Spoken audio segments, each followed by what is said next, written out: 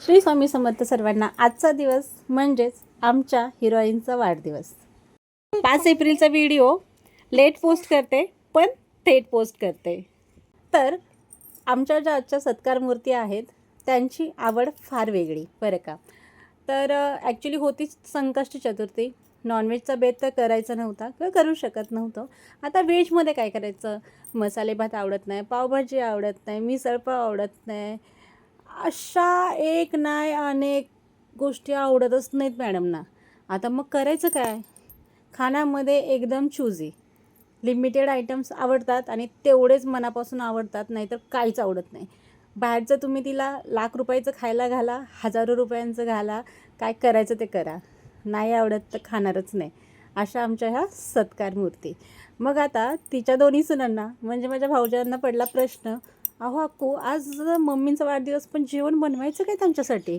तर आम्ही सगळ्यांनी थोडंसं डोकं लढवलं, मग आठवलं अरे आमच्या मॅडमना आवडतात भाज्या, आळूची वडी। मग म्हटलं चला सत्कार मूर्ती तुमच्याबरोबर जाऊन आपण पटकन भाज्या काढून घेऊ। मग काय मॅडमना म्हटलं चला आता तुमच्या आवडीची भाजी आपणच काढून घेऊन येऊया आपल्याच गार्डनमधून। मग छान अशी आळूची पानं काढली। आळूची पानं खूप अशी मोठी मोठी नव्हती, जरा छोटीच होती, पण ठीक आहे म्हटलं तिला आवडतात ना, काढूया। आणि ही बघा इथे चवळीची भाजी आहे, अजून खूप साऱ्या भाज्या आहेत। आणि ही आमची गँग जी कंटिन्युअस इथेच खेळत असते, सकाळ संध्याकाळ। उन्हाचं त्यांना कसं तरी आतमध्ये घेऊन जावं लागतं, नाहीतर सकाळ संध्याकाळ ही यांची जागा ठरलेली आहे। आणि ही आहे आमची चूल, जिच्यावरती छान असं सकाळ संध्याकाळ मस्त असा टेस्टी स्वयंपाक बनतो। इथे पण थोडीशी पानं आहेत, पण ही खूप छोटी होती त्यामुळे ही काही घेतली नाही। ही पानं आहेत ती आणली आणि मस्त अशी धुवून घेतली। त्यानंतर आज एवढ्या वर्षानंतर आज मी पहिल्यांदा ही गोष्ट मम्मीकडून शिकले, त्याचं की ही भोपळीची भाजी आहे। तिला भोपळीची भाजी पण खूप आवडते, मग ती पण आज बनवायचा प्लॅन झाला होता। तर ती भाजी खूप छान चिरते, एकदम बारीक बारीक, पण कशी चिरते ना हे कधी बघितलंच नव्हतं। खूप छान चिरते एवढंच माहीत आहे, खूप बारीक चिरते एवढं माहीत आहे। तर म्हटलं आज जरा ना असं बसले होते समोर तिच्या, तर पटकन बघितलं, म्हटलं ही काहीतरी वेगळ्या प्रकारे। तर इथे बघा तुम्हाला मी दाखवते त्याची ही ट्रिक, एवढी जबरदस्त ट्रिक आहे ना। एकावर एक अशी पानं तिने सगळी लावून घेतलेत आणि त्याच्यानंतर ती पानं आहेत ना दोन्ही साईडून बघा तिने अशी त्याला दुमडून घेतले, अर्धी ही साईड आणि ही अर्धी साईड। बघा एकदम प्रॉपर वेनी, एकदम असा घट्ट त्याचा एकदम हे बनवलं आहे, मूठ बनवले। आणि आता ती बघा कशी चिरते, तिची एकदम एवढी भारी ट्रिक आहे ना की भाजी आहे ना तुम्हाला डबल चिरावीच लागणार नाही एकदम, कारण ही भाजी ना बारीक बारीक चिरल्याने खूप छान बनते बरं का, टेस्टी बनते आणि बारीकच चिरावी लागते। आता बघून घ्या तिची ही पद्धत, आणि एवढी मस्त ना की मलाच आश्चर्य वाटलं की एवढ्या वर्षात आम्ही नेहमी बोलायचं की मम्मी भाजी खूप छान चिरते छान चिरते, पण कधी ना बघितलंच नव्हतं ती नक्की कशी चिरते। आज एवढ्या वर्षानंतर पहिल्यांदा माझं लक्ष गेलं आणि कळालं ही भाजी कशी चिरते ते, आणि एवढी छान ट्रिक आहे आणि मला जबरदस्त आवडली। म्हटलं तर तुम्हाला पण दाखवते माझ्या मम्मीची ट्रिक कशी आहे ते। मग ही भाजी बघा ही छान चिरून झाली, आणि हिला ना भाज्या वगैरे खूप आवडतात, म्हणजे खूप लिमिटेड आवडी आहेत पण एकदम वेगळ्याच आहेत। आणि ते असेल ना तर 2 घास जास्त खाईल, नाहीतर 2 घास कमी काही खाणारच नाही। तर इथं बघा छान दाखवते तुम्हाला हातात घेऊन, एवढी छान अशी भाजी तिने चिरून दिली। आणि मग ही भाजी आम्ही संध्याकाळी तिच्यासाठी बनणार आहे, एकदम वेगळ्या आवडी बरं का। आणि इथे ना मामा मावशी मम्मीला भेटायला आले होते, पण मम्मी बरोबर मार्केटमध्ये गेली होती। मामा मावशीला पण खूप घाई होती, कारण त्यांच्या गावची यात्रा आहे त्यामुळे ते पण यात्रेला निघाले होते। तर इथे मावशींची एक ऑर्डर होती मंगळसूत्राची, ती काय अजून कंप्लीट झाली नाही आहे, पण लॉंग MS बनवून झालं होतं ते त्यांना दिलं, तर त्यांना ते प्रचंड आवडलं। आणि खरं सांगू ह्या आहेत ना, यांची मला माझ्या बिझनेसमध्ये खूप खूप मदत होते, कारण ह्यांनी एवढे माझे प्रॉडक्ट सेल केलेत ना। आणि हे बघा ह्यांनी घातलेली साडी, ह्यांनी घातलेलं शॉर्ट MS असेल, लॉंग MS असेल, सगळे प्रॉडक्ट रिद्धिका फॅशन हबचे। मग त्यांना म्हटलं अहो स्नेहलचा एक सेट रेडी आहे, तर तुम्ही एक काम करा, तुम्ही तो सेट आहे ना तो घेऊन जा आणि गावी यात्रेला वेअर करा, खूप छान वाटेल आणि खूप छान दिसतो त्यांना, त्या दिसायला छानच आहेत।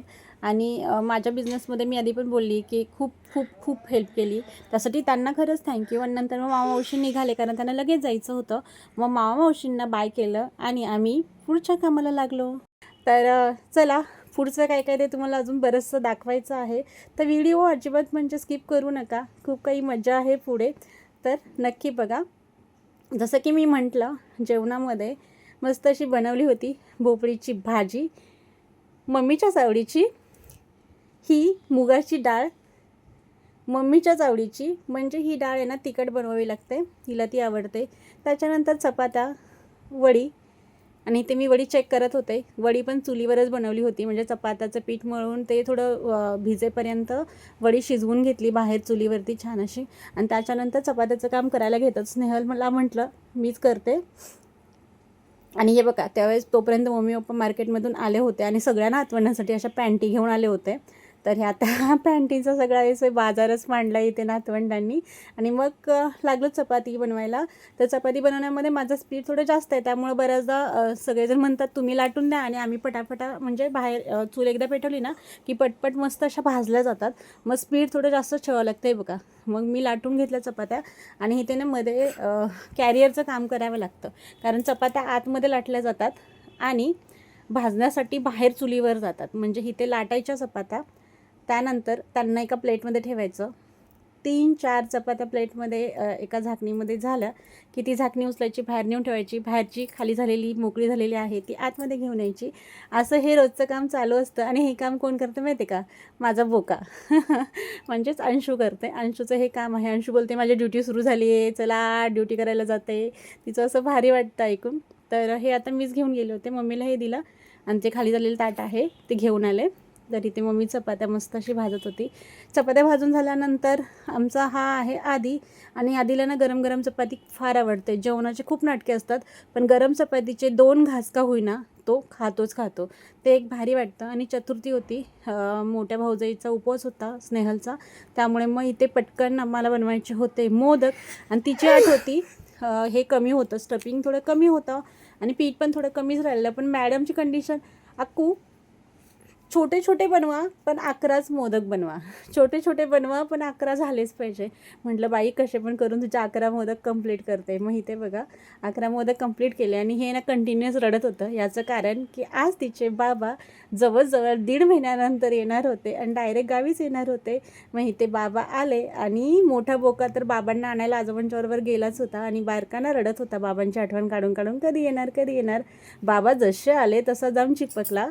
खरं सांगू खूप भारी वाटतं की म्हणजे लेकी एवढ्या हातोत्याने वाट बघत असणं. कारण बाबांचं कसं होतं, बाबा ना इथे कमी, त्यांचे बाबा इथे कमी आणि बाहेरच जास्त असतात. त्यामुळे बाबा जर येणार म्हटले ना तर ह्यांचा जीव जो एवढा मोठा होतो ना तो म्हणजे एक्सप्लेन न करता येण्यासारखं आहे हे सगळं. खूप खूप प्रेम आहे यांच्यामध्ये, भारी वाटतं. त्यानंतर केक कटिंग झाला. आणि खरं सांगते पुढचा व्हिडिओ जास्त इथे शूट करता आला नाही, कारण ऐन वेळेला माझ्या मोबाईलची स्टोरेज संपला. आणि आज छान असा बेत होता पाणीपुरीचा सर्वांसाठी. मग आम्ही सर्वांनी छान अशी पाणीपुरी खाल्ली, केक खाल्ला आणि जेवणाला जास्त भूक राहिलीच नाही. जेवणामध्ये तर खूप छान आयटम्स होते, भाजी, वडी, डाळ, श्रीखंड, चपाती, मोदक. सर्वांनी मिळून छान असं जेवण केलं. हा व्लॉग तुम्हाला कसा वाटला कमेंट करून नक्की सांगा. नवीन असाल तर सबस्क्राईब करा. बाय.